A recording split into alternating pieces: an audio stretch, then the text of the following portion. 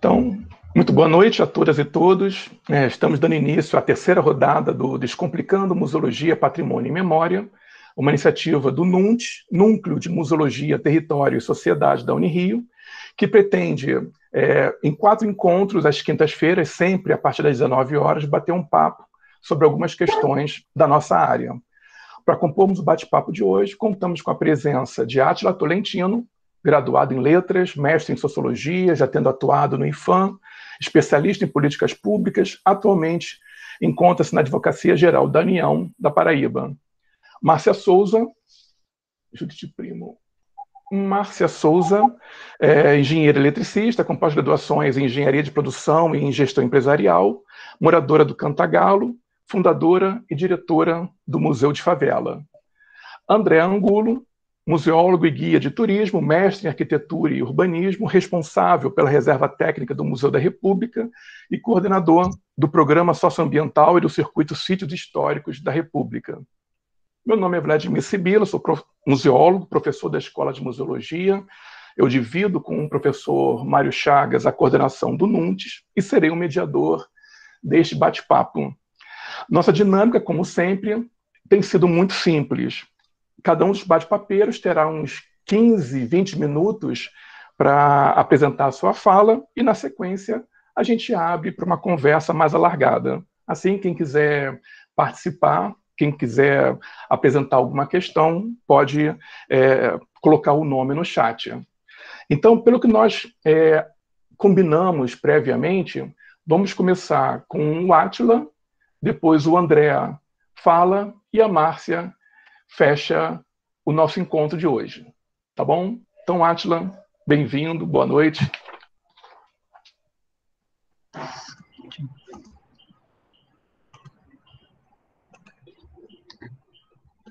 Boa noite a todos e todas que estão por aqui. Vocês me ouvem bem, Vladimir? Tudo certo? Primeiramente, agradecer ao professor Vladimir pelo convite, de satisfação que está aqui hoje com vocês, com essa mesa com meu amigo André Angulo e Márcia aqui hoje, para debater essa temática muito importante. Não só debater, na verdade, vamos tentar fazer esse bate-papo, né, como a gente sempre tem feito, né? E hoje, como nessa temática da questão do patrimônio e dos museus, nessa relação com o campo do território, para a gente fazer iniciar esse bate-papo, essa reflexão aqui hoje, eu vou apresentar dois exemplos, né, de 2 casos aqui do estado, aqui da Paraíba, onde eu estou. E, é claro, a partir da minha experiência também, né, com esses atores sociais, com esses projetos, com essas ações, né, a partir da minha atuação na superintendência do IFAM, aqui na Paraíba. Para quem não me conhece, eu atuei no IFAM por 18 anos, né, fiz maioridade no IFAM, de 18 anos, entre o Ministério da Cultura e IFAM, como assim dizendo, e estou afastado há aproximadamente 2 anos, mas não larguei o campo do patrimônio, a partir de outras ações, de outras redes com quem eu consegui construir ao longo dessa trajetória, continuo atuando no campo dos museus e do patrimônio para além do IFAM. De toda essa experiência, essa atuação que eu tive aqui no campo do patrimônio no IFAM, eu escolhi duas experiências justamente por conta que ela tem essa forte relação com o trabalho no território, ou seja, no seguinte de que, por meio da patrimonialização ou por meio da musealização, aliada a essa questão da luta pelo território, ou então na questão da luta no território em si. E até para iniciar essa conversa, uma questão que sempre me atravessa, enquanto agente do patrimônio, que eu queria colocar e para a gente pensar junto a partir dessas experiências que eu vou trazer aqui, em que ponto e até em que medida que nós, enquanto agentes do patrimônio, enquanto educadores patrimoniais, enquanto educadores museais, nós estamos contribuindo efetivamente para que a patrimonialização e a musealização seja realmente representativa e efetiva dos diferentes realidades, dos diferentes grupos sociais, né? E também, assim, em outra medida, refazendo a pergunta por outra medida, de que forma que nós, enquanto agentes do patrimônio, a partir de nossa atuação, não estamos contribuindo para a manutenção de um determinado, como assim dizer, status quo, né, que mantém as injustiças sociais nas suas diferentes facetas, seja por meio do racismo, seja por meio do patriarcalismo, da colonialidade e tudo mais. E eu quero trazer esses dois exemplos justamente porque eles são, de uma certa forma, eles têm as suas similitudes, mas também têm aspectos, as suas especificidades, até de uma certa forma antagônicos em si, né? Então, eu vou, para me deixar mais claro, eu vou trazer aqui algumas imagens, vou mostrar para vocês. Deixa eu só compartilhar aqui, Vladimir. Que na apresentação a gente pode conversar melhor.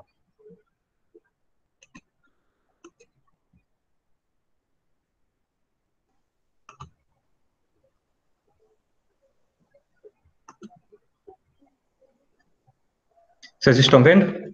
Sim, sim. Então vamos continuar. Ó, essa atuação que eu gosto muito, sempre quando eu vou falar do campo do patrimônio, eu gosto muito de trazer esse exemplo que a gente teve nessa comunidade aqui de João Pessoa, a comunidade do Porto do Capim. Ela é importante que eu acho que, para mim, ele é um caso que é bastante emblemático e pela especificidade desse caso e também pela minha própria trajetória no campo do patrimônio, no sentido de que, para mim, foi um grande aprendizado. Eu, dentro do IFAM, trabalhando com educação patrimonial, muitas vezes a gente percebe que nós mesmos, enquanto agentes, também precisamos ser educados no campo do patrimônio. Não só a gente pensando na educação patrimonial para o outro, mas nós mesmos precisamos ser educados. E eu acho que essa trajetória no campo nessa atuação do Porto do Capim, para mim foi muito importante também nesse sentido. Deixa eu explicar o que é isso. A comunidade do Porto do Capim é uma comunidade que vive às margens do rio Ossanhauá, no chamado Centro Histórico daqui de João Pessoa, né? E eles têm um histórico de luta, uma trajetória de luta, no sentido de permanência na sua localidade, né? De tentativa de ficar no seu território. Então, eles têm uma luta já há décadas nesse sentido. E nas últimas décadas, nos últimos anos, sobretudo, tem se intensificado essa possibilidade de remoção dessa comunidade, que fica às margens do rio Sonhauá, no centro histórico do Porto do Capim. E remoção em que sentido? Por quê? Naquela velho discurso, naquela velha trajetória de revitalização, com muitas aspas, do centro histórico das cidades. Então, essa comunidade que vive no chamado Centro Histórico de João Pessoa tem todo um projeto chamado inicialmente de revitalização e também perpassou por vários nomes, hoje é requalificação do Porto do Capim e tudo mais, mas que não deixa de ser, na verdade, um projeto de limpeza social para fazer um grande chapadão, né, para fazer uma grande arena de eventos para a prefeitura local fazer os grandes shows no centro da capital daqui da Paraíba, aqui em João Pessoa. Então, por conta dessa, vamos assim dizer, dessa iminência dessa comunidade sair dessa localidade, uma das ações que nós fizemos com essa comunidade, nós da equipe da educação patrimonial do IFAM da Paraíba, e junto até com a coordenadoria, na época, de patrimônio cultural da própria prefeitura, foi fazer um trabalho inicialmente, da intenção de registro das memórias dessa comunidade, né? Mas a nossa intenção não era fazer um registro das memórias do outro, né, de um terceiro, mas era a própria comunidade fazer em primeira pessoa, vamos assim dizer. Então, nós fizemos um trabalho inicial, em conjunto, primeiramente com os mais idosos, os mais velhos, né, que tem toda essa, a gente sabe, por meio de um trabalho oral, e tem toda essa história, essa memória da comunidade, de luta da comunidade em si. Então, nós fizemos todo esse trabalho com os mais idosos. Tem aí nessa imagem o seu Cosmo, que ele é pescador, mestre barqueiro e tudo mais. E sem dizer que, só para você falar que esse trabalho que a gente fez já tem aproximadamente uns 10 anos, para vocês verem como que essa trajetória de luta dessa comunidade já é antiga e permanece até hoje. Então, a finalidade inicial era fazer esse material, né, esse material desse registro dessa comunidade, para que, como ela está em vias, poderia acontecer a qual momento de ser removido, ter pelo menos um registro da sua memória, das suas histórias. E, em seguida, a partir dos trabalhos com os mais idosos, com mais velhos, a gente decidiu, em conjunto com eles, com os grupos com quem a gente estava trabalhando, de que forma também trabalhar com os jovens, com a meninada da comunidade. Então, decidiu-se com ele que a gente ia fazer uma oficina de fotografia com esses meninos, não no sentido, né, de formar os fotógrafos, mas justamente para trabalhar o olhar, né, desses meninos sobre o próprio local, sobre o território em que eles vivem, em que eles habitam. Então, essas imagens que vocês veem desses meninos do barco foi um dos dias da oficina, e quando eles foram fazer a fotografia da comunidade a partir do bar, a partir do rio, né, a partir do rio, e então essa foi uma das oficinas, que eles registravam, né, o dia a dia da comunidade, como que eles vivem, as referências culturais, sobretudo também, como vocês veem aí, as pessoas mais velhas, que são as referências que eles têm da comunidade, aí tem o saudoso Seu Cosminho, né, que é irmão do seu Cosmo, que também é pescador e mestre barqueiro, hoje já falecido. E depois de um tempo, a gente tinha uma gama, um trabalho, um registro já bastante amplo, tanto de registro de vídeo, de gravações, e sobretudo também de fotografias, de imagens que fizemos com a meninada. E uma forma de dar continuidade a esse trabalho, de fazer com eles, foi a gente fez uma exposição com curadoria coletiva, junto com a meninada, sobretudo que participou das oficinas de fotografia, sobre o Porto do Capim, né? De fazer justamente o trabalho, o Porto do Capim, por eles mesmos. Então, foi uma curadoria coletiva junto com eles, com nós, da equipe alguns profissionais da equipe do IFAM da Paraíba, também da Coordenadoria do Patrimônio Cultural, e com a meninada. Então, esses momentos que vocês estão vendo aí já é da exposição montada, quando a gente sempre recebia gente, aí com grupos de alunos e tudo mais. Esses que vocês estão vendo ao chão foram desenhos que foram feitos num trabalho que a gente também fez com a escola, com a escola municipal que existe na localidade, né, dos meninos que não sabem escrever, aí já foi com os bem pequenos, fizemos o trabalho de desenho, né, que aí foram reproduzidos, para mostrar o Porto do Capim na própria visão deles, né.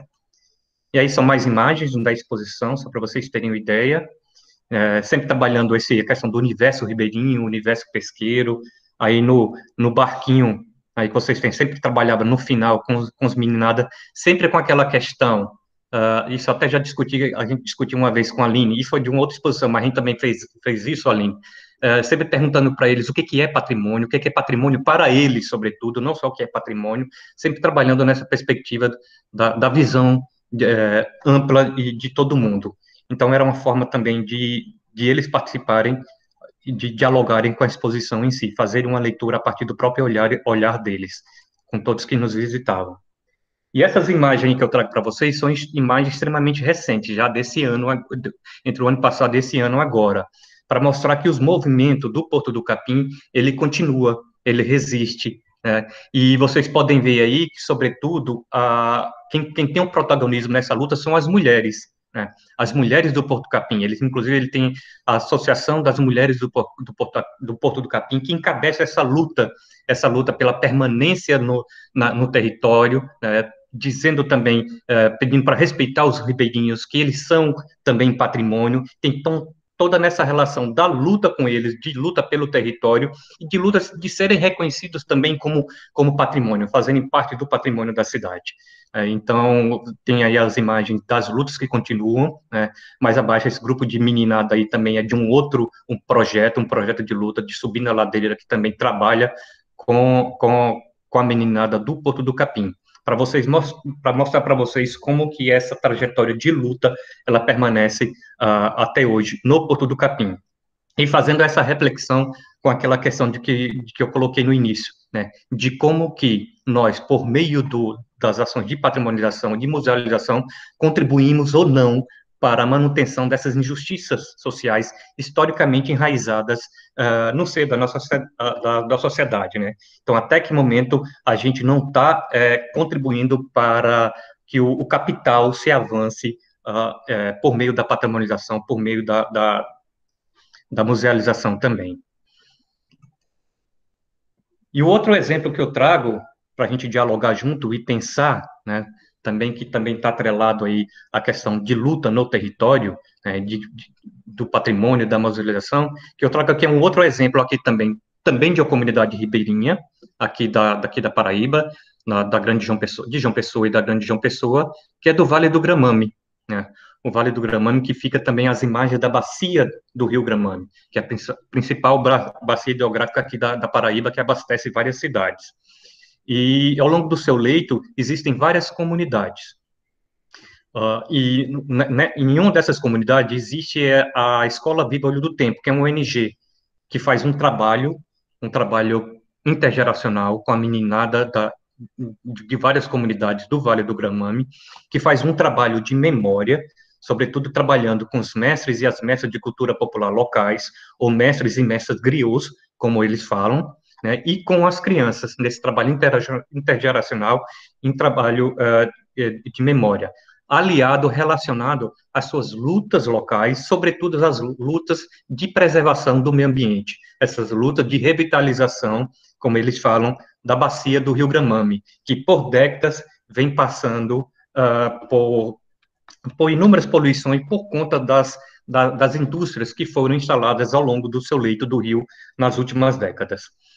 E esse trabalho que nós fizemos com essa ONG, Escola Viva Olho do Tempo, eu vou mostrar um pouco mais à frente para vocês, eles têm um museu comunitário, que é o Museu Comunitário Viva Olho do Tempo, né, dentro da instituição, e um trabalho que a gente fez foi de reformulação da exposição, vamos assim dizer, de longa duração do Museu Comunitário, e de que forma que a gente escolheu, que a gente fez essa reformulação desse museu comunitário junto com eles. A partir como eles trabalham com esse trabalho, como eles trabalham com os mestres e as metas de cultura popular locais, o que se fez foi redesenhar a exposição desse museu comunitário, mostrando uma determinada memória, uma determinada identidade do Vale do Gramame, a partir do olhar desses mestres e mestras de cultura popular locais. Né? Que aí abaixo, nessa foto, imagem abaixo, vocês estão vendo que são esses mestres e mestras de cultura popular com quem a escola já trabalhava, né? Alguns também que a gente foi atrás, para eles poderem falar sobre o que é o Vale do Gramame. E mostrando também o seu saber fazer, os seus ofícios, a gente trazendo isso nesse museu, na exposição dos museus. E fazendo até um contraponto, esse aí acima é um museu municipal, em que isso é muito comum em vários museus municipais, aqui na Paraíba também, que sempre tem uma parede de destaque às pessoas ilustres, né? Então, quem são essas pessoas ilustres que geralmente estão nesses museus?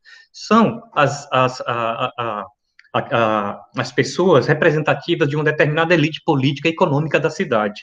E a gente quis fazer um contraponto nesse museu. Então, quem são essas pessoas ilustres no Museu do Vale do Gramame, né, da Escola Viva Olho do Tempo? São os mestres e as mestras de cultura popular locais, pelo seu saber, pela sua referência na comunidade.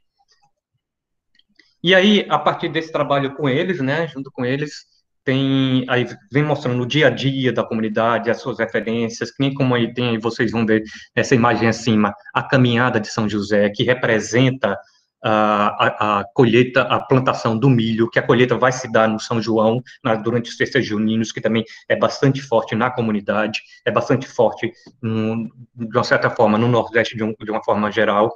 A relação, é clara, com o rio, né, desde o banho do rio, a lavagem de roupa, a ponte dos arcos, que é uma referência material muito importante para as comunidades da bacia do Rio Gramame. E aí está um pouco da exposição, né? Então, aqui, novamente, vocês estão vendo aqui o painel dos mestres e mestras. Aqui abaixo é um dos mestres retratados, mostrando a exposição para sua netinha. Aqui ao centro é uma outra parte da sala da exposição, onde mostra todas essas referências culturais, a relação com o rio, o barco, que é o grande objeto da exposição. Aqui ao fundo, vocês estão vendo, é Peninha, né, que eu vou ver se eu consigo passar o vídeo dela, que é a educadora social do museu, né, da Escola Viva Olho do Tempo. Peninha, que também é chamada de mestra griot aprendiz, ela era uma menina da escola, né, era atendida na escola, e hoje em dia ela é educadora social, é a coordenadora do museu comunitário e educadora social da escola. E ela que recebe as pessoas, e ela assim, está para o mundo, não está não só para o mas é uma grande referência hoje em dia, né, nessa área de trabalho com museu comunitário, com museologia social, com educação com educação popular. Eu até convidei Peninha para estar aqui hoje, mas ela é estudante de pedagogia do campo, está em aula agora, por isso que ela gravou o vídeo aqui para a gente, que ela não poderia estar, mas que é mais do que falar sobre o Gramame, eu gosto muito de que eles falem em primeira pessoa, e Peninha é um encanto. Aqui, já finalizando, é uma outra parte da exposição. Aqui é o que eles chamam da cozinha rural, que para mim é um elemento para eles muito importante. No Vale do Gramame tem essa cozinha que a gente conhece, que tem na nossa casa, mas também convive a cozinha rural. E um grande elemento é esse fogão de barro, aqui que eles quiseram trazer. Então, tem essa parte do cozinho de barro. E aqui abaixo tem a equipe nossa que a gente fez, junto com eles, pensando a exposição. No barco sempre tem uma frase, a frase que eles escolheram aqui, o velho Gramame quer viver em águas limpas, que faz parte da campanha deles, de luta pela revitalização do Rio Gramame, é uma frase deles. Aqui ao lado vocês estão vendo que é um dos outdoors das campanhas que eles fazem, né? Então, o Rio Gramame quer viver em águas limpas, então isso, de uma certa forma, está representado na frase que está no barco, o velho Gramame quer viver em água limpa. E uma das frases que eu acho emblemática é essa: o rio era pai e mãe da gente, o rio que é personificado, eles consideram realmente como pai e mãe, e como um ente vivo que está morrendo, como é um ente vivo, ele pode morrer. Então, essa é uma grande luta, é uma das lutas sociais que eles têm, e que está representado também no circuito expositivo, na narrativa expositiva do museu, trazendo essa luta social que eles têm na comunidade do Vale do Gramame. Eu vou tentar, Vladimir, passar aqui, que eu consegui colocar no Drive, só para a gente poder ver que Peninha passou a mensagem para a gente. E eu queria muito que vocês vissem. Deixa eu tentar aqui. Se não...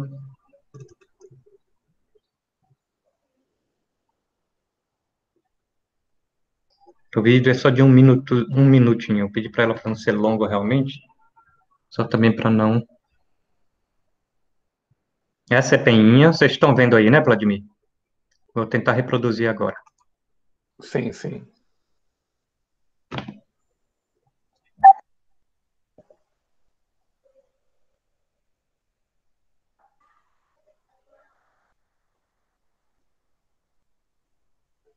O áudio é que não está vindo. Não está vindo mesmo, nem do...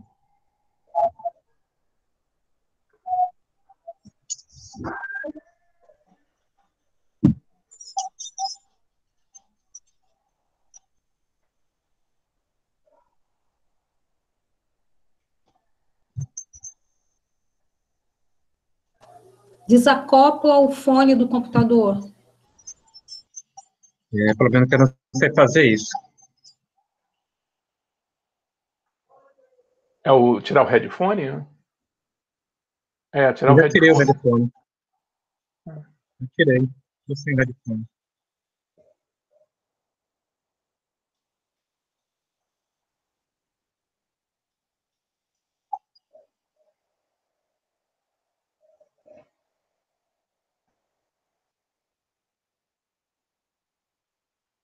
Bom, é uma pena, mas Peninha cantou uma ciranda que eles cantam na comunidade, né? E falava umas palavras rápidas, dando boas-vindas e desejando sucesso, que queria estar presente com a gente, mas não pôde, infelizmente. Então, só para finalizar mesmo, assim, a partir desses dois exemplos, que eu queria trazer para vocês, aquelas questões que eu tinha falado inicialmente, né? Então, pensando nisso, né, como nós, enquanto agentes do patrimônio, sejamos educadores patrimoniais, educadores museais, estamos contribuindo para que o patrimônio seja efetivamente representativo da diversidade cultural e dos diferentes grupos sociais. Ou, perguntando de outra forma, até que ponto nossas ações não estão contribuindo, por meio da patrimonialização ou da musealização, para a perpetuação do racismo, do patriarcalismo, da colonialidade e das injustiças sociais em suas diversas faces, né? Então, como podemos atuar para que a patrimonialização e a musealização sejam uma arma política para a valorização e empoderamento de grupos sociais historicamente subalternizados, marginalizados e esquecidos? E como estamos contribuindo para que o processo educativo seja efetivamente emancipatório, dialógico e voltado para o desenvolvimento integral dos grupos e comunidades com que o museu atua intra e extramundos. Então, são questões que eu queria trazer para a gente pensar a partir dessas duas experiências, que têm as suas similitudes, mas também têm as suas diferenças, e que, por meio das nossas ações, e que caminhos estamos tomando. Então, são questões que me atravessam e que eu queria trazer aqui para a gente pensar aqui juntos nesse nosso bate-papo, nessa nossa roda de conversa. E obrigado.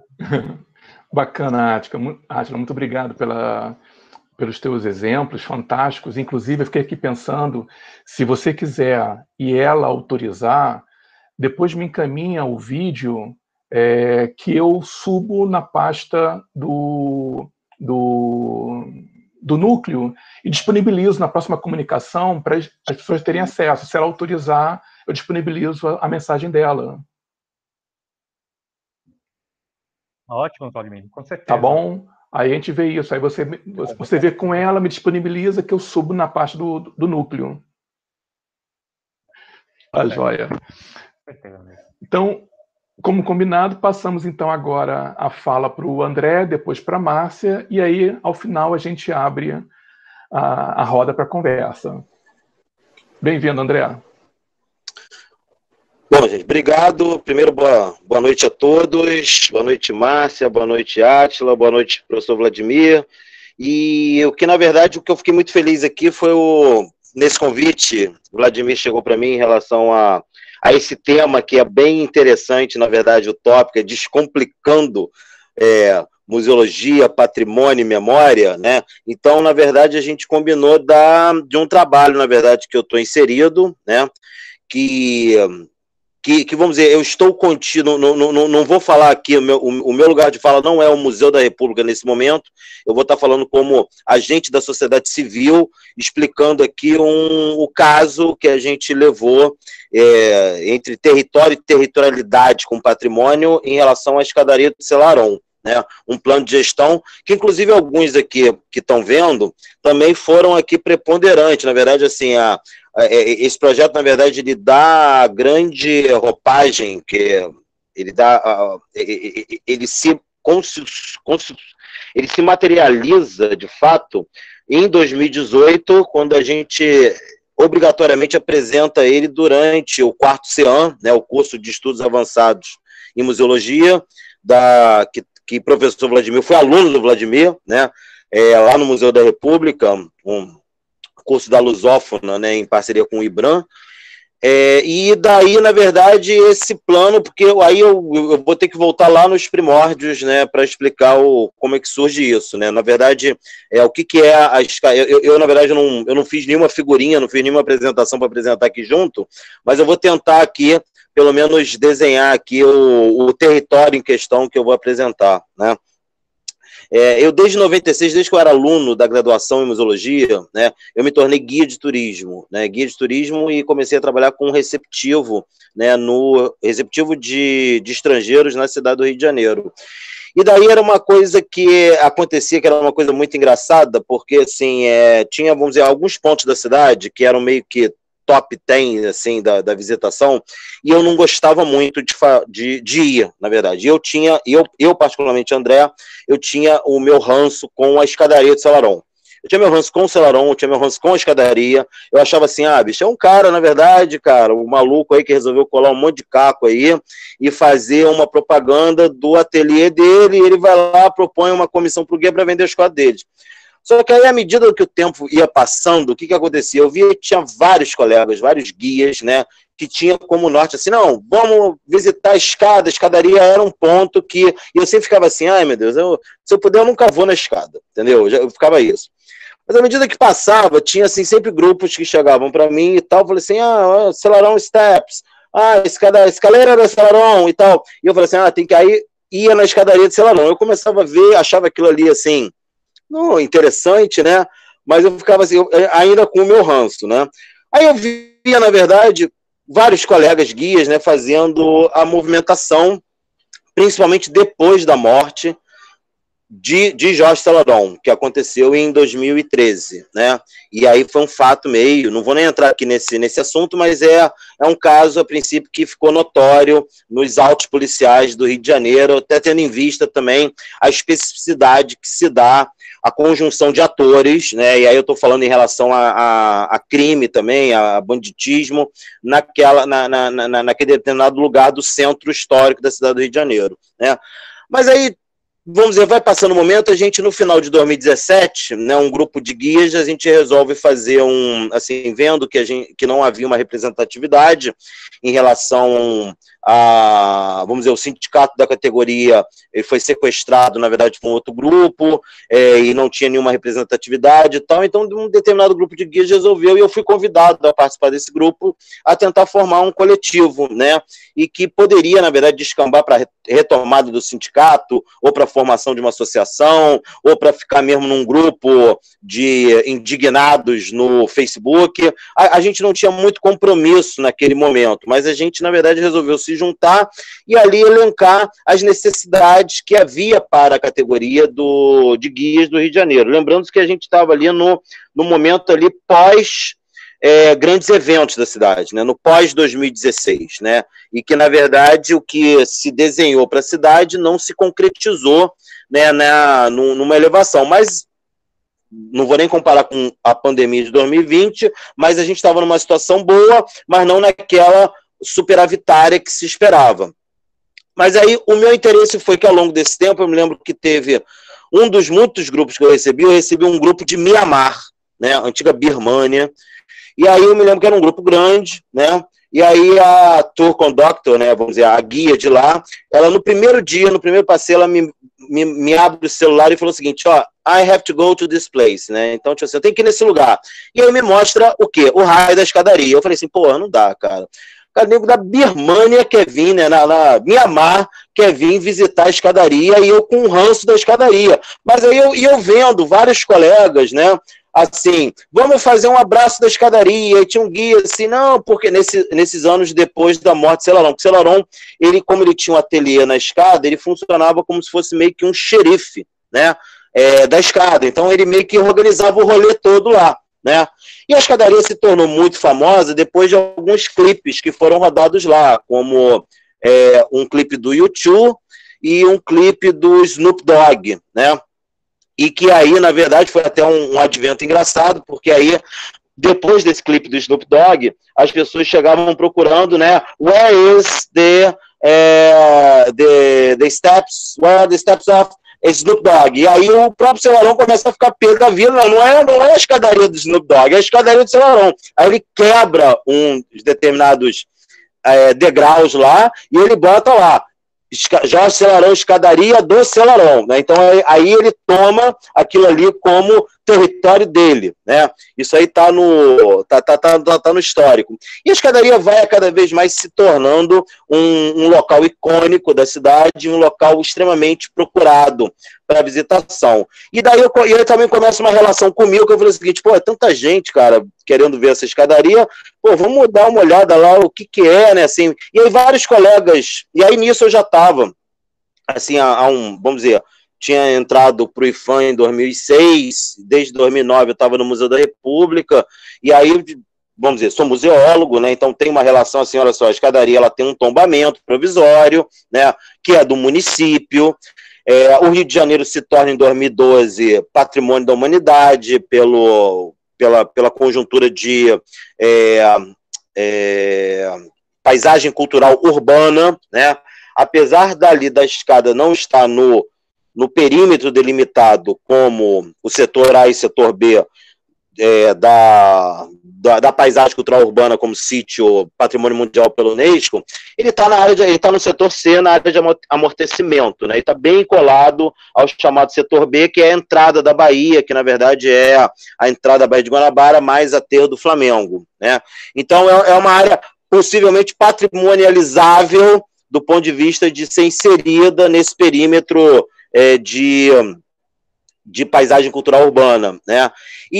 Mas aí, tipo assim, as pessoas ficavam o seguinte, não, porque, na verdade, a prefeitura e tudo a cargo da prefeitura, né? Que a prefeitura não fazia isso, que realmente, se você pensar, a rua, né, que ela está inserida é um logradouro público, então já é de responsabilidade do poder público municipal cuidar, e ela tem um tombamento provisório de 2005, né, da própria prefeitura. Então, assim, o tombamento, mesmo que provisório, ele se torna com as mesmas questões de um tombamento definitivo. E ainda mais, em 2015 houve uma proposta legislativa que teve um tombamento definitivo. O prefeito, na época, Eduardo Paes, ele glosou por vício de iniciativa, estava certo, porque o tombamento é um ato administrativo do Poder Executivo, só que foi derrubado na Câmara e, na verdade, a escadaria tinha o seu tombamento, na verdade, definitivo, desde 2015, né? Só que a Prefeitura, na verdade, nunca tinha realizado sequer um inventário, uma foto, né, desse conjunto. E aí, naquela conjuntura toda, eu já assim, mais, né, sem o ranço com a escadaria e já achando aquilo ali, poxa, que legal, realmente, a gente acha que eu trago um grupo, não sei de onde, eu acho um azulejo desse lugar. Eu trago um grupo da Inglaterra, eu acho a Lady Diana. Eu trago um grupo do Canadá que foi impressionante. Eu fui com uma canadense e aí tinha aquela coisa do Canadá, né, aquela folhinha, né, aquele símbolo. Olha, acha o seu, eu brincava assim, né, acha o seu pedaço do mundo aqui, né, porque eu sei que tem.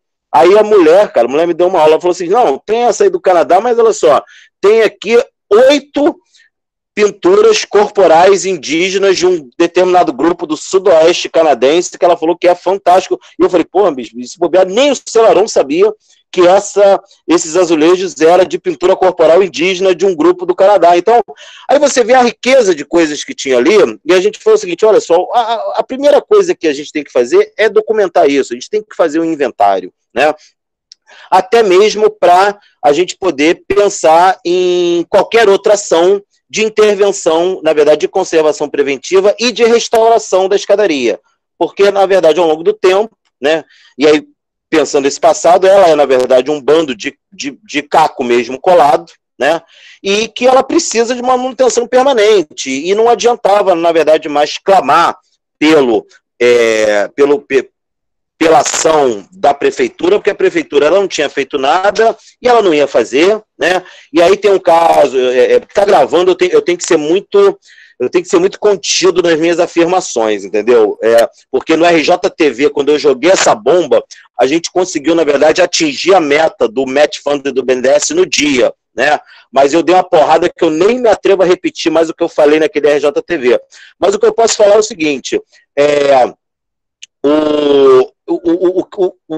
o grande barato era, eu pensava o seguinte, olha, a gente tem que organizar esse rolê aqui, e esse rolê não adianta de ser pelo poder público, ele tem que ser através da sociedade civil. Então a minha proposta de entrar naquele coletivo de guias olha, eu quero desenhar um projeto de gestão dessa escada, né? A gente jogar um olhar como se fosse um museu comunitário, de fato, nessa escadaria, e a gente pensar uma concertação de atores, que é, inclusive, os moradores dali, né? E aí os moradores, eu estou falando, os moradores, tanto os antigos, que têm a sua territorialidade, o seu território ali definido, como os novos moradores, que há depois que a gente descobriu esses conflitos, né? Inclusive com a implementação de boca de fumo, de venda de droga, etc. e tal, que dizem as más línguas que leva até, inclusive, a possível morte de Jorge Celarón. Né? Porque a princípio o Celarón ele se suicida, mas aí tem a versão, é que nem Getúlio, sabe? Essa coisa de suicídio eu acho que me persegue, né? Assim, uma pessoa se matou ou uma pessoa foi matada, né? Então, assim, fica também essa dúvida com o Jorge Celarón. E aí o que acontece é o seguinte, a primeira coisa que a gente tem que fazer é o inventário. E aí, Vladimir, naquelas aulas do CEAM, foi uma coisa que e aí discutindo a questão de museologia social, aquilo ali você também provocava muito, né, você é um bom provocador, e aí eu falei assim, cara, a gente tem que aproveitar essa galera aqui, e aí eu não sei tu não foste, mas Mário foi, a galera, a apresentação do projeto, a gente lançou esse plano no Cortiço Carioca, que era uma dos restaurantes ali perto da escadaria Celarón, e que, na verdade, iniciou uma grande parceria com os guias. E aí pensando o seguinte, qual vai ser, na verdade, o grupo que é maestro dessa concertação de atores. Serão os guias de turismo. E aí já o André Angulo como guia de turismo, sem ranço com a escadaria, já achando realmente, por isso que a gente botou o nome do projeto Selarón Pedaços do Mundo, né? A gente utiliza essa hashtag até de marcação na websfera, nas redes sociais, hashtag Selarón Pedaços do Mundo, para a gente encontrar, a gente fez concurso e tal, que depois eu posso falar se eu tiver tempo. Mas aí e aí eu fui desenhando um projeto, aquela coisa assim, ó, temos que identificar e tal, e eu utilizava um determinado grupo, né, de Facebook, que é um grupo, na verdade, bem, vamos dizer assim, quente, né, que é o SOS Patrimônio, né, então eu jogava ali coisas assim, olha, eu tô querendo fazer isso, ó, a prefeitura não fez, mas esse grupo aqui de pessoas quer fazer e tal, e dali eu consegui, na verdade, arranjar um grande parceiro, né, que é um arquiteto espanhol, o nome dele é Adolfo Ibanes, né, que ele pensou o seguinte, olha só, bicho, e ele, na verdade, ele é especialista em escaneamento mesmo do patrimônio, de reprodução, na verdade, de jogar em 3D, em 360, né, uma peça ou um sítio, um prédio, né, e, na verdade, a proposta dele é fazer isso como documentar, porque caso seja vandalizado, destruído e tal, tem como, na verdade, você ter uma base para uma restauração futura. Então ele veio, assim, eu me lembro que ele foi até bem, chegou, não, que eu preciso conversar com você nesse projeto, estava falando assim, calma, mas a gente sentou e ele trouxe a parte, né, moderna da forma de fazer, aquilo que eu sempre pensava assim, mesmo, como é que eu vou pegar aqui? E sempre se falava assim, né, são 2.000 azulejos, esse número, aquelas mentiras que são inventadas, né, elas vão sendo repetidas e se tornam verdade, né? Então, assim, você pega aí todos os sites, você faz a pesquisa, por volta de 2.000 azulejos, né? Então, eu só concluo que a gente, na verdade, está nesse momento, assim, de fazer a estabilização, de contar realmente quantos azulejos, porque a gente se propôs a fazer um plano que envolvesse os moradores, os comerciantes da região, que se aquela escadaria não existisse, muito dos empreendimentos que hoje orbitam ali em volta, eles também não existiriam, né? A gente tem as lojas de souvenir, tem o Chimeninho, tem outros restaurantes, tem uma série, na verdade, ali de população de camelôs, que ficam ali, na verdade, orbitando em volta da escadaria. Então, a escadaria realmente é um ponto que ela tem uma centralidade no turismo da cidade do Rio de Janeiro, ela tem uma iconicidade, né, sendo, por algumas pesquisas, elencada como o terceiro ponto mais visitado da cidade do Rio de Janeiro, depois do Pão de Açúcar e do Corcovado, que são os dois highlights, né, o lugar comum de turismo na cidade do Rio de Janeiro. Então a gente resolveu desenhar um plano que tivesse, na verdade, várias etapas, que a última etapa, na verdade, seria a intervenção, a restauração em si, né, de uma forma que seria avalizada conforme, dependendo desse inventário. Seria possível recuperar, né, porque o próprio Selarón, o tombamento da escadaria aconteceu de uma forma muito interessante. Ele aconteceu ainda com o Selarón vivo, em 2005. Então, no decreto de tombamento está o seguinte, ninguém pode mexer na escadaria, a não ser o próprio Selarón, porque o Selarón tinha essa mania enquanto ele estiver vivo. Então isso está presente no decreto de tombamento da escadaria. E o Selarón, ele tinha essa mania às vezes, né? Ele pegava lá, ele não gostava de uma coisa, ele detonava uma parte e depois ele refazia. Então a gente estabeleceu 2013 como ponto seguinte, a partir daí a gente vai documentar, e aí a gente teve uma série de ações, porque aí apareceu o Met Funding, né, o edital Patrimônio Cultural Mais do BNDES, que ele vem com essa proposta, na verdade, de fazer o seguinte, olha, eu vou despejar recursos, mas eu quero trabalhar com quem se sente afeto a esse patrimônio. Então, naquela lógica de, olha, eu dou 2/3 desde que vocês entrem com 1/3. E aí a gente inicia uma campanha de arrecadação que dura 6 meses, dura 2 meses, na verdade, 60 dias, e que a gente consegue chegar em 115% de arrecadação, né? A gente ultrapassou a meta, né? E aí teve e aí foram 457 pessoas que doaram, né? Sendo que teve algumas surpresas, tipo assim, teve pessoas que, vamos dizer, a gente teve uma doação, teve 2 doações, na verdade, vultosas, do Carlos Saldanha. Carlos Saldanha é aquele cara que fez o produtor daquele filme Rio, das araras, né, do azul e tal, e que ele, na verdade, tem a Lapa como cenário nas animações, né. O Carlos Saldanha, num dia ele doa 5 mil, e no outro dia, para bater a outra vez, ele doa mais R$2.000, e até hoje a gente não conseguiu falar com ele, entendeu? Então, assim, foi uma pessoa que se apropria, ele viu, na verdade, o quão importante era aquele projeto e o quão importante é a escadaria para a cidade do Rio de Janeiro, né? Agora, o que a gente, na verdade, tem que é mais precioso, né? A gente, na verdade, era um coletivo de guias. Então, na verdade, quem foi o proponente para esse edital do BNDES foi a Associação de Comerciantes do Rio Antigo, o chamado Polo Novo Rio Antigo. Então, o que acontece? Foi através dessa concertação que os comerciantes, eles emprestaram esse CNPJ, entraram com a gente junto para essa campanha de arrecadação. E a gente, na verdade, a gente conseguiu atentar, só que aí, exatamente Eu, na verdade, até queria, eu queria falar de como a gente resolveu os problemas com alguns moradores, né? E os moradores, na verdade, ditos donos da escadaria, que sempre falavam com a gente, ó, cuidado, esse pessoal é muito cuidado com eles, né? Vocês estão entrando no território pantanoso. E hoje, na verdade, a gente se tornou best friends, né? Amigo de infância desse pessoal, porque, na verdade, todo mundo percebeu que ali não era uma proposta de retirar, houve muito medo dos comerciantes dali, essa galera vai chegar aí para tirar a gente daqui e tal. Quando eles entenderam, né, que a gente, na verdade, estava fazendo ali, e aquilo ali os protegia, esse projeto, na verdade, ele foi mais ainda encampado, né, por todos os segmentos sociais ali, que estavam presentes ali na escadaria, né? E que a gente, na verdade, tem como meta a gente sentar e dialogar com esse pessoal, né? Que a gente tem, na verdade, um projeto auspicioso de a criação de um centro de interpretação da escadaria no vazio urbano que se tem logo à frente do espaço, né? Então, ali é um espaço que a gente pretende e a gente já está se articulando do ponto de vista do município para ter esse terreno como declaração de interesse público, usar os instrumentos do Estatuto da Cidade que estão na lei orgânica do município do Rio de Janeiro, para a gente conseguir ali fazer, inclusive, a coisa mais auspiciosa, junto ao BNDES também, a implementação de um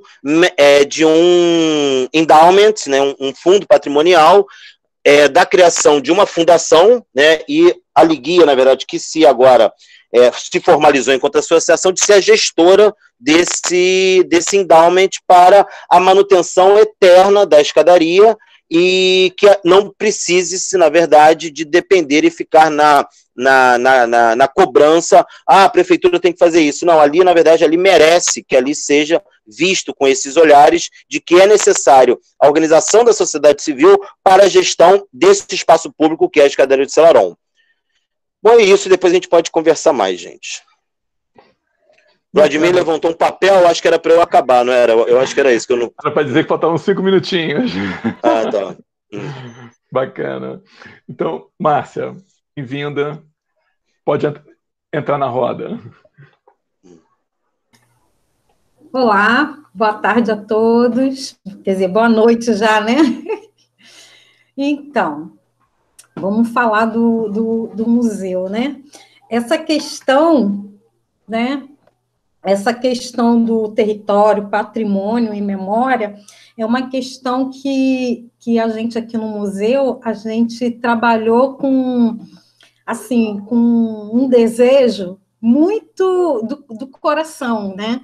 Foi um trabalho de sentimento mesmo, de desejo e de intuição, né? E essa coisa, quando você me trouxe, né, Vladimir, para falar nessa coisa, descomplicando a museologia, o patrimônio e a memória. Primeira coisa, a gente não sabia o que era museologia, né? Patrimônio na favela, opa, patrimônio na favela? Favela é patrimônio? Favela é da cidade? Cara, a favela está escondida, né? Ela só é lembrada agora, na época eleitoral. Então, foi um grande desafio, né, desse grupo, né, que foi um grupo de moradores, né, lá em 2008, que a gente começou a pensar isso na época, fomos incubados no projeto social do PAC, e aí a gente começou a entender a favela como uma coisa importante para nós mesmos, né? Primeiro, nós descobrimos a favela, né? E começamos a valorizar o que essa favela tem, né? E foi aí que eu acho que é aí que a gente fez assim que o museu, né? Esse grupo deu o pulo do gato, né? A gente descomplicou, a gente inventou uma coisa que já existia, mas a gente não sabia, né? Vamos valorizar nossa memória, vamos botar aí a favela no foco, nos olhares, sem ser, né, pelo lado negativo, né? E foi aonde a gente pensou nessa coisa do turismo. O turismo que traz, né, como é que eu vou te dizer? Que traz a sustentabilidade e o envolvimento de todo o território. Mas como que a gente vai falar da favela, né? De que maneira, né? E foi aí que a gente pensou na memória, né? Na arte. Então, a gente começou com a questão de entender os moradores, né? E eu, principalmente eu, como moradora, né? Nascida na favela, eu não enxergava a favela como principalmente onde eu morava, como patrimônio, uma coisa boa, um lugar bom, né? Eu também fui educada e criada para entender que a favela é um lugar ruim, que eu vivia num lugar ruim, né? E que o favelado era uma coisa ruim.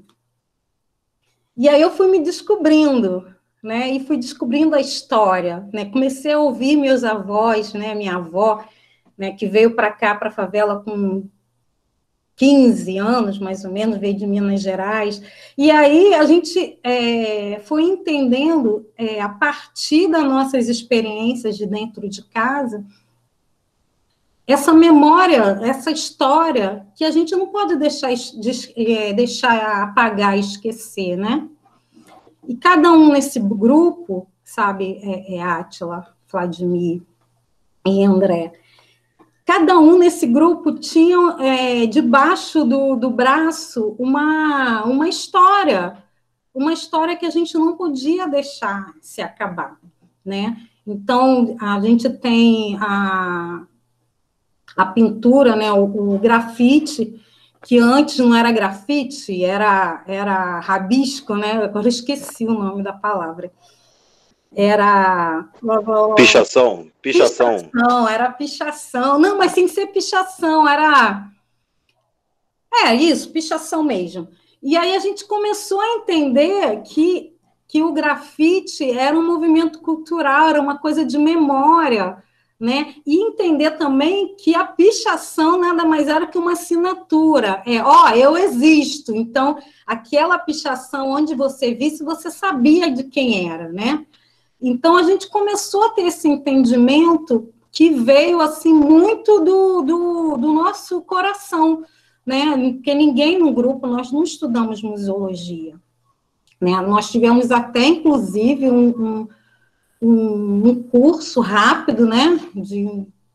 Muito rápido, para a gente poder entender um pouco e poder botar as coisas para acontecer. Mas conforme a gente foi fazendo esse cursinho na época, né? Que foi na época que estava sendo criado o IBRAM, né? Tivemos o apoio do Mário Chagas, né? Que foi primeiro presidente do IBRAM. E aí a gente nós percebemos que o que eles estavam falando, a gente já sabia, né? Todos nós sabíamos aquilo. Então, foi super fácil. A gente já sabia musealizar, a gente já sabia, como é que se diz? A gente já era turismólogos, né? Todos empíricos, com essa coisa de vida do nosso dia a dia dentro da favela, né? E aí a gente foi colocando, juntando as histórias que a gente tinha, tem a Rita Santos que vinha, com ela é jornalista aqui, nascida também aqui na favela, e ela já tinha um trabalho já avançado de pesquisas, né? O Acme, que é grafiteiro, né? Com vários corredores dentro, vários becos e vielas da favela com intervenção de grafite. E aí a gente falou assim, bom, está faltando mais, né? E logo no primeiro projeto do museu foi os Velhos Ilustres, né? Que é onde a gente começou a descobrir as histórias dessas pessoas, desses homens, dessas mulheres, que veio lá no início da criação da favela. Então, a gente descobriu as pessoas. Quer dizer, a gente já conhecia todo mundo, mas a gente não sabia as histórias deles, né? De onde eles vieram, por que eles vieram, por que eles criaram a escola de samba, por que tinha um bloco no Pavão, um bloco no Pavãozinho, um bloco, né, aqui no Cantagalo. Entender essa história toda, né? Entender as rivalidades. E aí a gente foi descobrindo, e uma coisa maravilhosa. E a nossa assim, nosso espanto e realização foi que, com um pouco, e falando desse amor, né, e conforme a gente foi se entendendo, né, como museólogos e como turismólogos, a gente conseguiu o apoio dos moradores, né? Conforme a gente ia falando do que a gente queria, dos nossos objetivos, né, e por que a gente estava fazendo aquilo, a gente foi conquistando esse apoio. E as pessoas falavam assim, virar museu? Para que museu? A gente quer um posto de saúde, a gente quer uma escola, uma escola dentro do território. E aí a gente, né, esse amor que a gente tinha, a gente começou a entrar nesses detalhes. Olha, se a favela for vista através de um museu, até porque museu é coisa de elite, não é coisa de pobre, não é coisa de favelado, né? O museu, ele, quando a gente fala museu, o museu estava bem distante de nós, e a gente começou a falar, olha, essa palavra museu, a gente vai quebrar ela, a gente vai trazer um olhar para a favela, todo mundo vai querer saber que museu é esse, né? E com o museu, a favela virando um museu, o que tem dentro desse museu? O que é esse museu? Né? E a gente começava a falar, olha, o museu sou eu, é você, sabe, é a sua casa, sabe, é a história da sua avó, do teu pai, da tua mãe, essa porta aí que você pegou lá sabe, num desmonte aí de um apartamento desse aí, de algum prédio, de alguma casa aí que virou prédio. Então, tudo isso tem uma história, e é isso que é o museu, é a história, né? E isso foi crescendo, porque as pessoas foram se envolvendo de uma tal forma que, quando a gente entrou com o projeto Circuitos Casa-Telas, que é um projeto que a gente pintou a história da favela com grafite nas paredes das casas, né? Todos os moradores que a gente foi abordando, conforme eles foram entendendo o objetivo, eles abraçaram a ideia, né? Então, o circuito, ele já são 10 anos de Circuitos Casa-Tela, ele foi lançado em 2010, 2011, 12, ele já estava sendo operado, né? E você encontra são 24 telas, né? Nós temos ainda 19 telas. 19 telas ainda nesse tempo todo, que a gente agora está na luta para conseguir as restaurações. E está lá, o morador, ele quando faz que ele tem que consertar a parede dele, a casa, ele fala, olha, vocês têm que vir restaurar, sabe? Vocês têm que vir, eu quero que fique bonito de novo, né? Tem uma senhora que ela teve que reformar a casa toda, e ela sempre, quando vê a gente, olha, quando estiver pronto, eu quero vocês lá, eu vou ajudar, se tiver que recolher dinheiro, a gente dá um jeito, porque eu quero a minha pintura de volta. Então, isso tudo que a gente consegue entender, né, com tudo isso que acontece, é que as pessoas se sentiram importantes, né? Elas se sentiram reconhecidas. E o que eu acho mais valoroso é que elas nos reconhecem, nós que somos moradores, deles falarem assim, olha, em vocês, a gente está aqui para ajudar, né? Nós estamos aqui para fazer com vocês, né? E não é uma coisa assim tão fácil, porque a favela em si, ela tem 20 mil moradores, né? 20 mil assim na nossa conta, porque pelo IBGE de 2010, somos em torno de 12 mil. Né?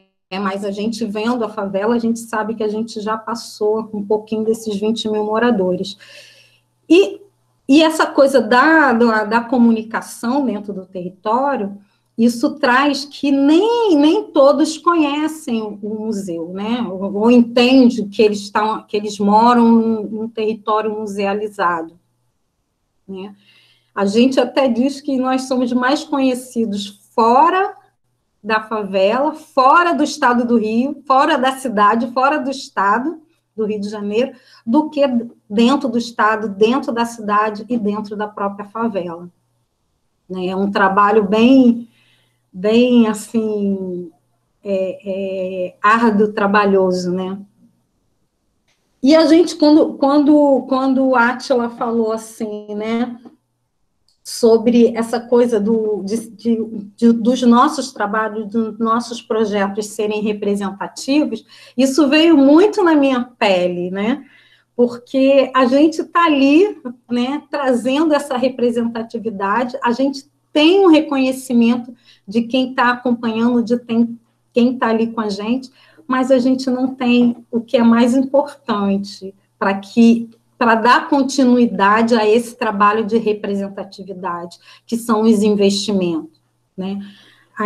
Nós aqui no Museu de Favela, nós temos um banco de, sei lá, uns 40 projetos, né? Tudo que é edital, a gente está lá tentando, né? Nesses últimos 2 anos, não conseguimos ser beneficiado em edital nenhum, né? Esse ano agora, nós já entramos ontem no nosso 8º edital, né? E estamos aí nessa batalha, e essa coisa, quando a gente fala, né, que a gente precisa se reconhecer, pesa muito para nós do museu, que nós também precisamos sobreviver, né? Mas a gente tem uma questão muito interessante, a gente não desiste. Não é só resiliência, não, sabe? É amor mesmo, é amor, sabe? É amor. E não desistir desse objetivo da representatividade, né? E a gente tenta, como o Átila falou aqui também, né? Como arma política, né? Que caminhos a gente está tomando, né? É aí que eu falo, a gente não desiste, né? A gente não desiste, a gente está o tempo todo musealizando, né? De fato, né? Cada história que a gente escuta, quando a gente vê uma casa sendo reformada, né, eu sou uma pessoa que eu pergunto, vem cá, tu está reformando, mas quem construiu a sua casa? Foi sua mãe, seu avô? E a gente vem vendo, assim, que os jovens, né, nem sabem, não conhecem a própria história, né, mas a gente vai buscando esse saber e colocando essa sementinha em cada um, que eles precisam saber da história deles, né. Outro dia, né, aconteceu comigo, eu perguntei para o menino, nossa, a sua janela é muito bacana. Ah, tia, minha janela, isso aí é velho. Pô, tô querendo comprar agora uma janela, que agora tá na moda, a janela de blindex, né? Não, vou botar a janela de blindex. Falei, caramba, mas antes de botar a janela, não quebra, não. Você tira direitinho e me dá. E eu quero saber a história, de onde veio essa janela. Aí, né, passou um tempo, aí ele veio, me encontrou comigo no caminho, né, no ponto da mototáxi. Aí falei, ih, tia, ó, quem botou aquela janela lá foi o primeiro namorado da minha avó. Não, aí eu achei interessante. Falei, então, ó, vamos sentar para conversar. Procura saber mais detalhes e você vem contar para a gente, né? Porque a gente precisa manter essa memória viva, né? É uma coisa bem que a gente não que é bem assim difícil. Por quê? Porque falta mão de obra, né? Faltam pessoas para estar fazendo todo esse levantamento de memória, né? Hoje no museu nós somos poucos, somos atuantes hoje 5 pessoas, né? Mas, assim, a gente vai ali lutando, né, e mantendo, né, e mostrando, né, para a nossa gente aqui, que o que a gente faz é um ato de resistência, né, é um ato onde a gente não mantém, né, como o Átila colocou, né, essa coisa tirar essa coisa, né, do preconceito, né, das pessoas não se sentirem marginalizadas porque elas estão na favela, porque elas são da favela, né, porque isso está tão enraizado, está tão dentro, que as pessoas não percebem, né. Quando eu falo, você tá no museu, eu não sou velho. Cara, mas você tem história, tua família tem uma história, é isso que é importante, né? Não é porque você é velho, caquético, caindo aos pedaços, não. Mas favela. Eu falei, então, favela. Aí eu começo a lembrar, e aí, vamos lembrar aí dos sambistas, vieram da onde? Os cantores vieram, você vê aí esse povo que está aí, bonito, estão vindo da onde? Né? Eles vêm desse lugar da periferia, sabe? Vem da periferia, vem da favela, vem da onde tem mais dificuldades. Então, cada um, e eu tento sempre lembrar, né, que a gente pode musealizar sempre. Todo território, ele é musealizável, né? Todo o território, toda a história, a memória, a gente não pode deixar morrer, né? Ou ela estagnar, né? Ou ficar num grupinho de 2 ou 3, a gente tem que estar sempre conversando, estimulando, né, essa coisa de repassar a memória, né? E às vezes eu falo, olha, antigamente, lá de onde a gente veio, né, lá da África, não tinha papel, não tinha computador, não tinha livros, a história era contada de boca a boca, você conta para o neto, para o bisneto, né, e aqueles vão ficando mais velhos, vão contando, aí eu falo assim, sabe o que é griot? Aí pronto, aí eu não falo mais nada, eles vão ter que pesquisar. E é isso que a gente faz, eu acho que toda ação, né, museológica de território, de favela, ele é político, ele é voltado para manter, sabe, essa resistência aí. E detalhes sobre o museu, gente, é só ir lá no Face, no nosso site, no Instagram, entrando em contato com a gente. O museu está aí para a gente trocar a academia com a favela com a academia. E é isso. Bacana, Márcia. Obrigado pela sua fala. Eu queria já aproveitar para abrir a roda de conversa. Alguém gostaria de fazer alguma colocação, alguma pergunta entre si? Vocês podem também, se tiverem perguntas uns para os outros, não tem problema algum, fiquem à vontade. Alguém gostaria de fazer alguma pergunta, alguma intervenção? Bom, então enquanto as pessoas vão pensando, Átila, eu queria te fazer uma pergunta, porque você falou uma coisa no início da tua fala que eu achei bastante interessante e que no fundo é algo que a gente deveria ter muito em mente, mas eu acho que a nossa arrogância profissional muitas vezes não permite, que é o educador patrimonial também aprender a se educar. Você poderia falar um pouquinho mais sobre essa tua compreensão ou a tua experiência como educador patrimonial que aprendeu, que se educou também? Posso sim, Vladimir. Vou aproveitar que o microfone está comigo. Eu queria comentar a fala de Márcia, né? E assim, eu estava esperando para ver se alguém que está nos assim quisesse falar para dar preferência. Mas eu vou comentar a fala de Márcia e aproveito e entro no gancho com essa tua pergunta que também tem a ver. Quando a Márcia falou que quando Mário Chagas e Nascimento, a equipe foi lá, né, falar de museologia, falar de todo esse trabalho de memória, e vocês se deram conta, a gente já faz isso, né? Poxa, a gente sabe fazer isso, a gente já sabe isso na prática, né? É bem interessante, Márcia, porque me lembrou logo um episódio que eu tive com Mestra Doci. A mestra Doci é a mestra que coordena a escola, aquela ONG que eu mostrei aqui, o exemplo, a Escola Viva Olho do Tempo, né? Onde tem lá o museu comunitário que eu trouxe o exemplo aqui. E que tem a ver com isso que você falou, Vladimir. Quando eu conheci primeiramente a mestra Doci, nesses encontros de cultura e tudo mais, né? E quando ela me convidou para ir lá para a escola, para ver o trabalho que eles fazem, mas principalmente para orientá-los a como fazer o trabalho. Essa Escola Viva do Tempo, ele já tem uma atuação há mais de 20 anos aqui na cidade de João Pessoa e na grande João Pessoa, né?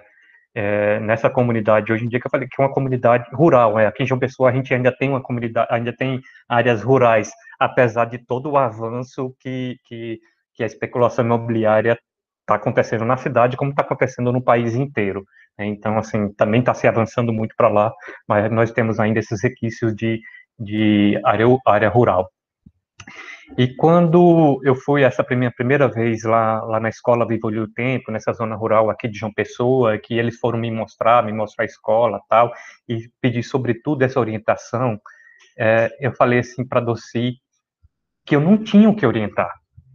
Na verdade, o trabalho que eles já faziam isso, até vendo isso com esses longos anos depois disso acontecido, na minha visão era o que o IFAM deveria estar fazendo em muitos dos seus projetos, em muitas dessas ações. Eles já faziam esse trabalho de memória, esse trabalho intergeracional que tinha com a meninada, que eles atendem aproximadamente 150 crianças no contraturno escolar, mas fazer esse trabalho intergeracional, né, com os pais, com os avós, e com esse trabalho dos mestres e mestras. Essa é apenas uma das ações que a escola faz, mas com esse trabalho de memória, atrelado, como eu falei, sobretudo a luta pelas questões do meio ambiente, mas também a luta de questão de mobilidade urbana, demonstrando que isso tudo que a gente vem falando muito na teoria, que eu acho que deveria, e que acontece na prática, que a caixa do patrimônio, a caixa do museu, não está isolada em si, ela está atrelada a todas as relações que têm a ver com a vida das pessoas, né? Patrimônio tem a ver com educação, tem a ver com o ambiente, tem a ver com a mobilidade urbana, tem a ver com saúde, então que muitas vezes as pessoas não se dão conta, não é só na favela não, Márcia, que as pessoas não se dão conta mesmo, e que eles já faziam isso, e que foi justamente isso, como eu falei, não, a gente não tem o que orientar, pelo contrário, assim, a gente tem muito o que aprender, então, nesse sentido. E é claro que a gente é um aprendizado mútuo, né, um aprendizado mútuo. Essa primeira vez que eu fui, nessa época que eu fui lá na Escola Viva do Tempo, eles não tinham o que eles chamam hoje de museu comunitário, né? E a grande inspiração para eles de se implantar o museu comunitário foi a partir do Museu da Maré, né? Aí do Rio de Janeiro também, por conta dos encontros das educadores e museus que a gente tem aqui. Peninha e Mestra Doci era uma das participantes, né?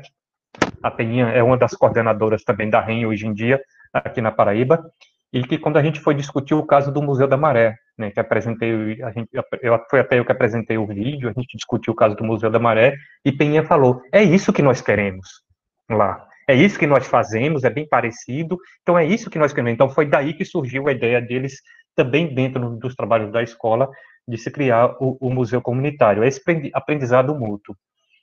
E isso, Vladimir, que eu tenho levado na minha vida, no aprendizado, na minha atuação, sobretudo no IFAM. Quando eu vim aqui para Paraíba, que eu falei, atuar mais diretamente com educação patrimonial. No início das minhas ações, se a gente for falar de trabalho com educação muito instrutivista, vamos assim dizer, também tive atuação nesse sentido, mas no caminhar a gente foi aprendendo, inclusive, na lida com as pessoas. O Porto do Capim foi nesse sentido, onde falei assim, opa, a gente está trabalhando o olhar dessas pessoas, mas também a gente precisa trabalhar o nosso olhar, né? A nossa visão com relação ao patrimônio. Né? Qual é a nossa visão? E é nisso que eu coloco, que assim, nesse trabalhar do meu olhar, trabalhar minha visão, sempre um questionamento que eu me coloco. O que é que eu estou produzindo, o que é que eu estou reproduzindo a partir do meu trabalho? Trabalhar com patrimônio é trabalhar também, sobretudo, contra as injustiças sociais, porque a gente vê isso claramente, não é de hoje. Né? Se a gente for pegar toda a nossa história de processo, de patrimonialização, de musealização, o quanto que a gente reproduz, isso já é bastante questionado academicamente, na prática também, como que a gente reproduz as injustiças sociais nas suas diversas facetas. Né? Então, eu sempre coloco isso, a partir da minha atuação com o outro, a partir da minha atuação com os grupos, com as comunidades, o que é que eu tenho de aprendizado e o que é que eu estou produzindo, o que é que eu estou reproduzindo, sempre tentando fazer essa reflexão crítica. E eu trago esses dois exemplos que, para mim, foram dois grandes aprendizados que eu trago, que eu busco trazer, levar para as outras ações em que atuei no campo do patrimônio e quem atua no campo do patrimônio. É nesse sentido, porque se a gente fala de educação, tem até uma autora que também fala muito disso, que ela é uma autora da educação patrimonial, que é a Simone Schiffoni, que tiver interessado, que ela também coloca essa questão. Quem que educa os agentes do patrimônio? Se eles vão lá para educar os outros, mas também quem é que educa eles? E isso eu levo para a minha vida. Esse trabalho com patrimônio, esse trabalho com as comunidades, para mim também é um trabalho de educativo para mim, pessoalmente. Né? Para mim, enquanto agente de patrimônio, enquanto agente do museu. Então, é nesse sentido que eu falo, Vladimir. Bacana. E é um constante desafio, né? É um constante aprendizado também. Desafio e aprendizado constante. Bacana. Alguém gostaria de entrar na roda? Eu gostaria. Sim, Aline. Deixa eu ligar Bem-vinda. Boa noite, Vladimir. Boa noite. Boa noite, pessoal. Quero começar parabenizando as falas, né, do Átila, é Márcia, né? Da Márcia, que eu estou tendo o prazer de revê-la depois de tanto tempo, nos nossos encontros, né, da rede de museologia social, e ao André Angulo. Quero parabenizar as falas de vocês, que foram muito instigantes. E eu vou começar pelo Átila, que foi o primeiro, né?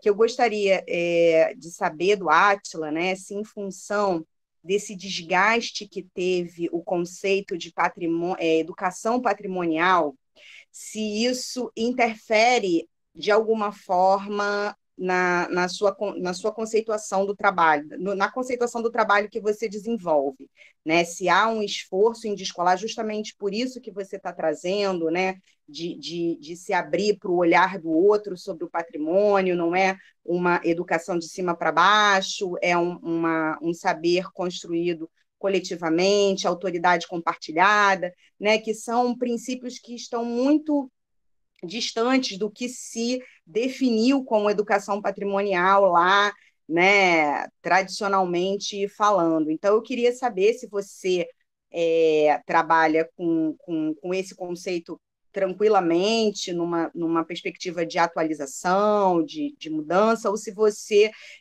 considera o teu trabalho um outro tipo de proposta pedagógica, educacional, porque realmente é bastante interessante e necessária essa perspectiva que você traz, né, de troca, de aprendizado mútuo, e realmente, às vezes, falando em educação patrimonial, a gente fica, né, um pouco deslocado, né, dentro do que você está trazendo.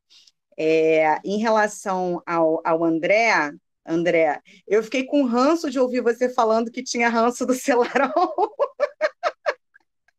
E você repetiu isso tantas vezes, mas eu fico feliz, né, em ver que desse estranhamento, né, surgiu um trabalho tão importante para a região, para o próprio patrimônio, né, como você falou do Crowdfund. Eu participei com você de uma oficina, né, eu lembro bem de você, do Adolfo, apresentando a proposta, e eu quero parabenizar, né, todo esse trabalho. Mas realmente eu fiquei muito incomodada, porque eu sempre adorei, assim, desde que eu conheço, né, a gente convivia muito lá, o pessoal da universidade, FIX, tinha a escada como um ponto de encontro, rodas de samba e tal, então eu tenho uma relação muito afetiva com aquele lugar e fiquei incomodada com o seu ranço.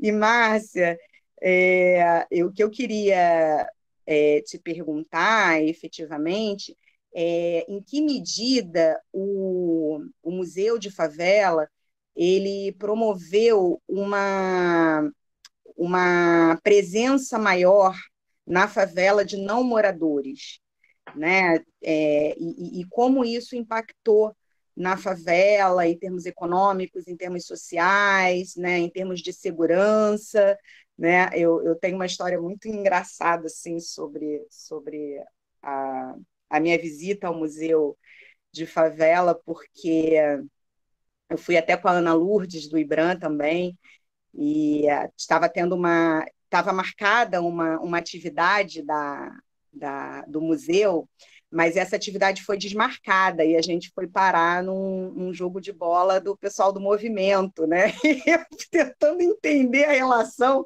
daquele jogo, né? Será que a atividade vai ser depois? Eu sei que depois o Tartaruga foi, né, buscar a gente lá e explicou e tudo, então, assim, a gente se sentiu vigiado o tempo todo ali naquele jogo de futebol. Isso tem um tempo, foi em 2014, se eu não me engano. Então, eu queria saber, assim, como o museu, né, que é um museu a céu aberto fantástico, né, você tem uma valorização do lugar, da paisagem da cidade, né, aí você começa perguntando, né, a favela é a cidade, e é impressionante ver o quanto que e o quanto que tentam, né, apartar, mas essa é a minha pergunta. Eu peço desculpas se eu me demorei nas minhas considerações, nas minhas perguntas, e agradeço pelo espaço e passo a palavra. Um forte abraço. Obrigado, Aline. Quem gostaria de começar? Meninas primeiro, Márcia?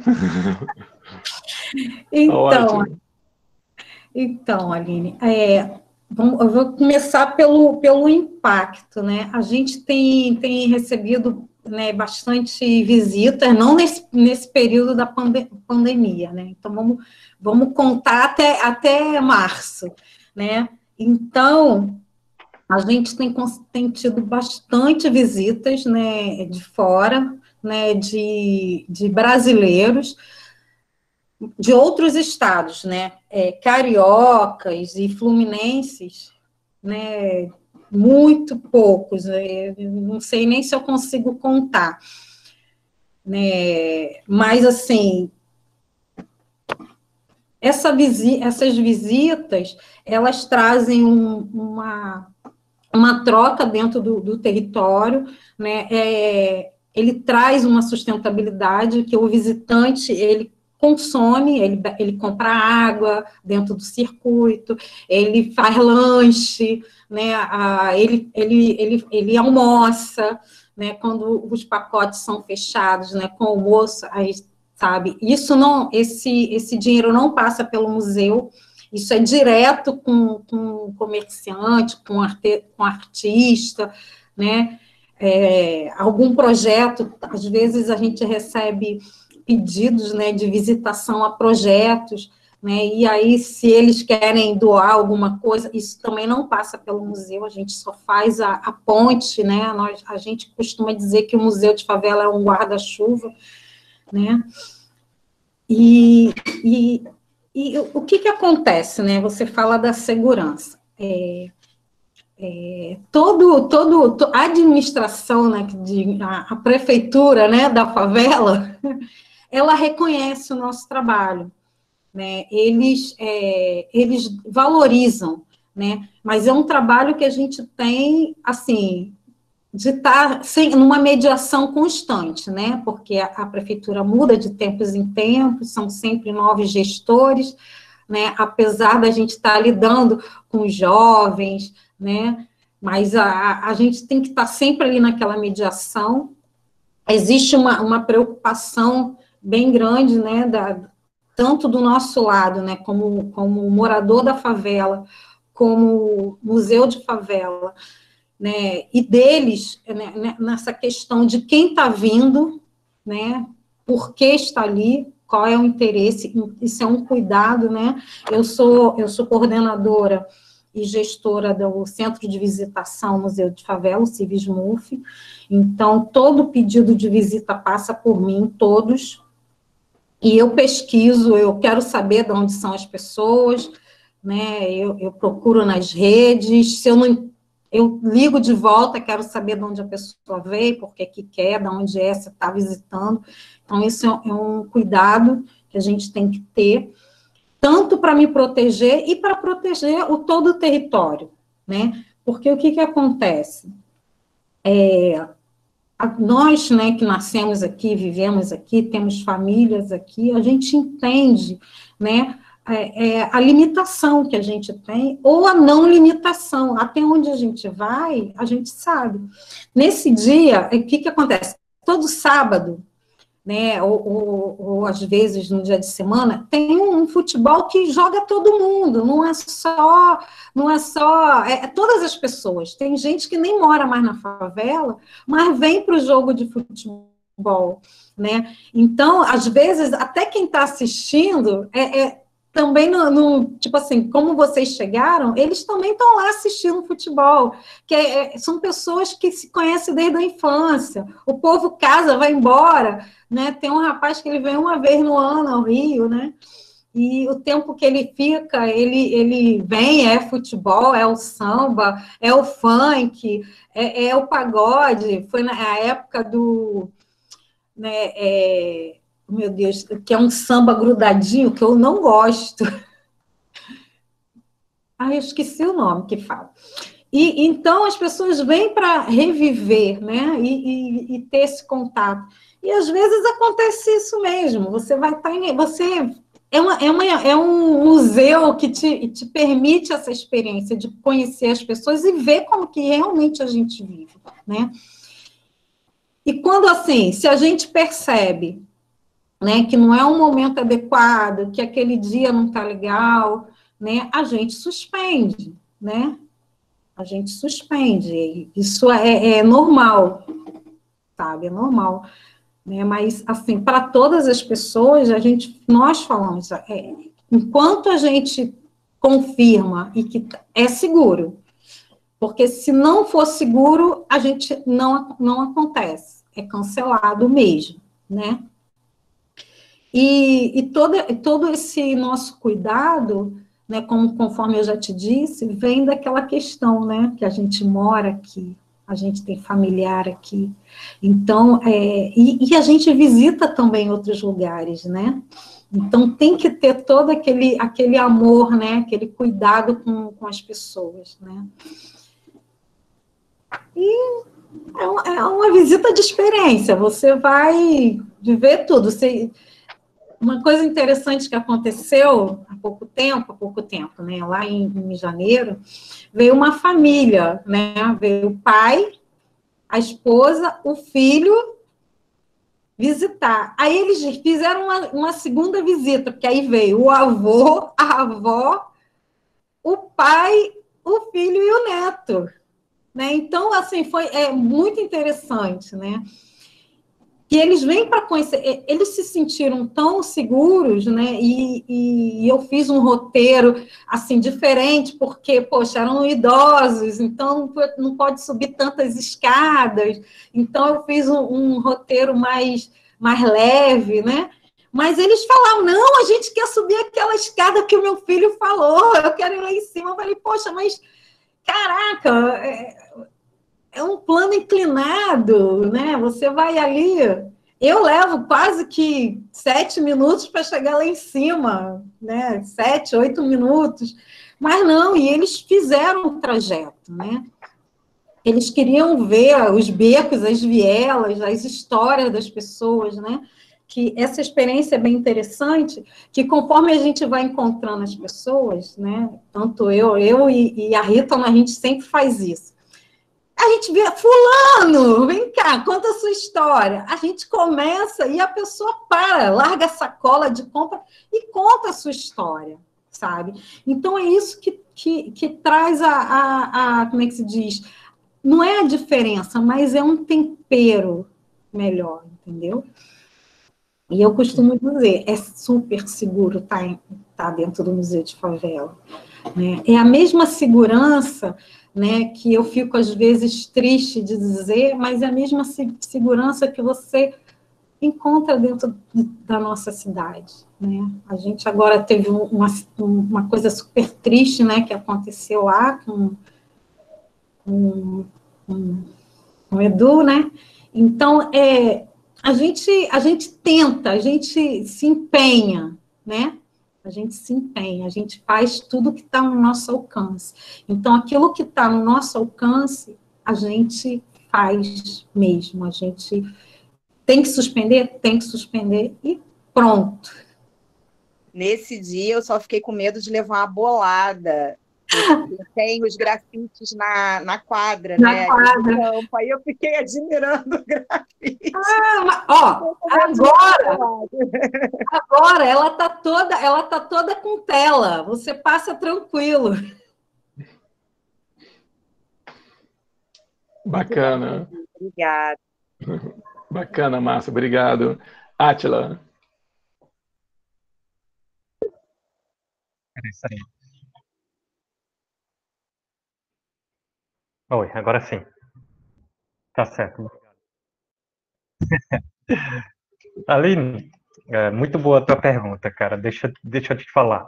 Hoje, com tranquilidade, eu falo em educação patrimonial, com esse termo, com tranquilidade. Eu sei de todas as disputas, as discussões em torno desse tema que aconteceram já para quem atua, para quem pesquisa essa área. Então, assim, hoje, com tranquilidade, eu falo do termo de educação patrimonial. Mas uma coisa que eu sempre trago quando eu vou falar sobre esse tema é de que educação patrimonial nós estamos falando.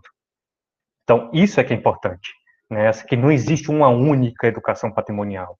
O termo ele foi significado e ressignificado, né, ao longo de toda essa trajetória. Então, de que educação patrimonial nós estamos falando? Então, eu sempre aponto nesse sentido, que tem educação patrimonial instrutivista, tem educação patrimonial dialógica, reflexiva, crítica, realmente de base freiriana, vamos assim dizer. Então, isso é que é muito importante se falar. E, inclusive, também, mais recentemente, eu tenho falado da educação patrimonial decolonial, e defendendo isso como um projeto político e ético. Né? Então, acho que também isso é importante pontuar.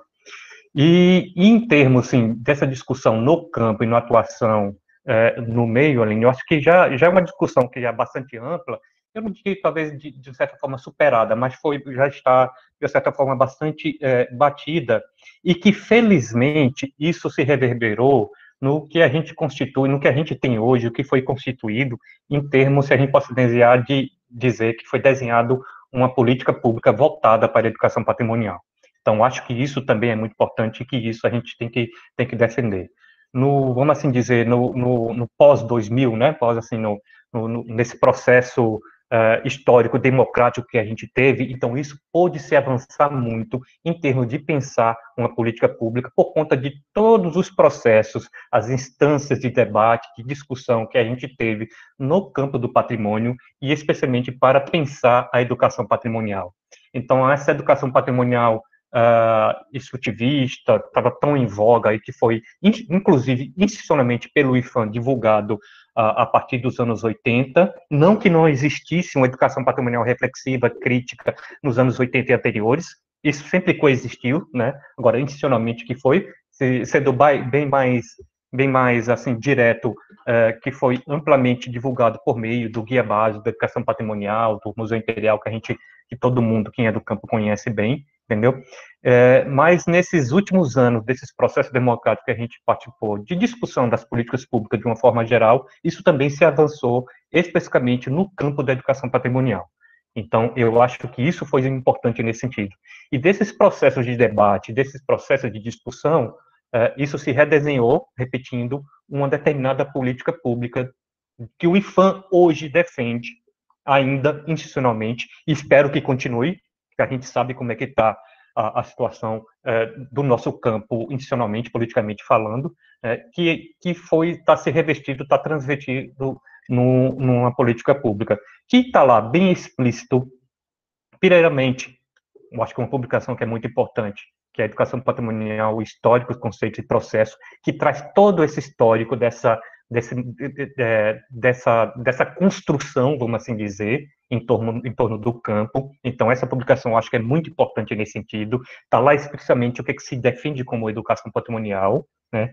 E que a partir dessa publicação também houve, vamos assim dizer, a criação de uma portaria. Então, isso foi institucionalizado no IPHAN por meio de uma portaria do que o IPHAN defende hoje como um termo de uma política pública de educação patrimonial.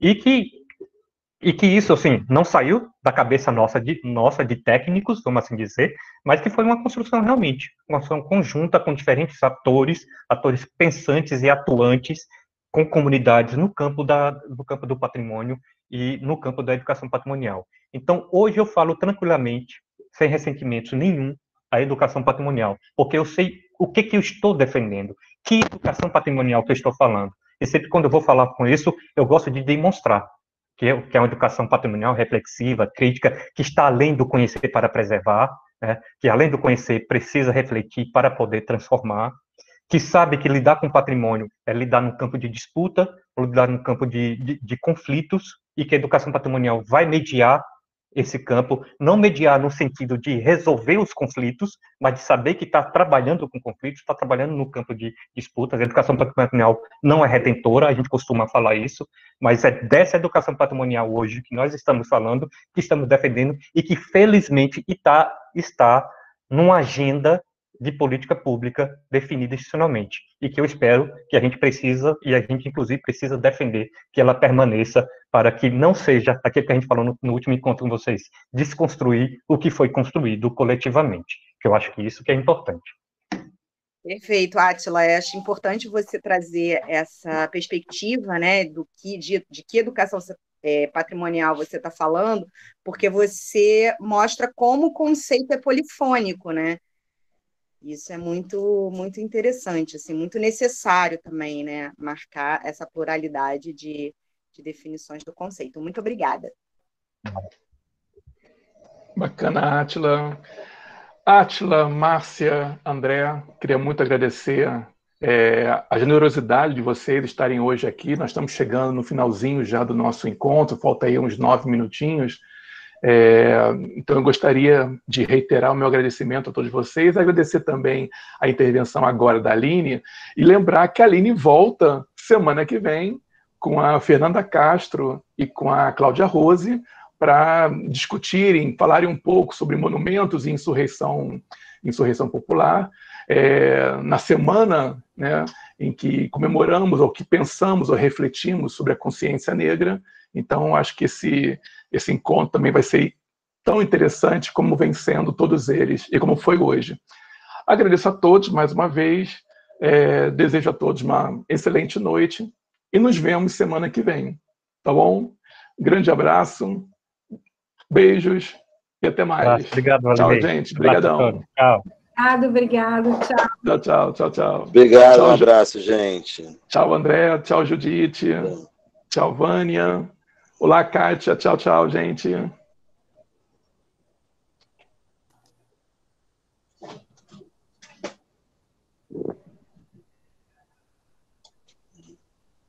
Gente, como é que sai disso? Eu acho que eu botei aí nas roupas sujas, para lavar. Vê se tá aí. Também não sei sair, Márcia.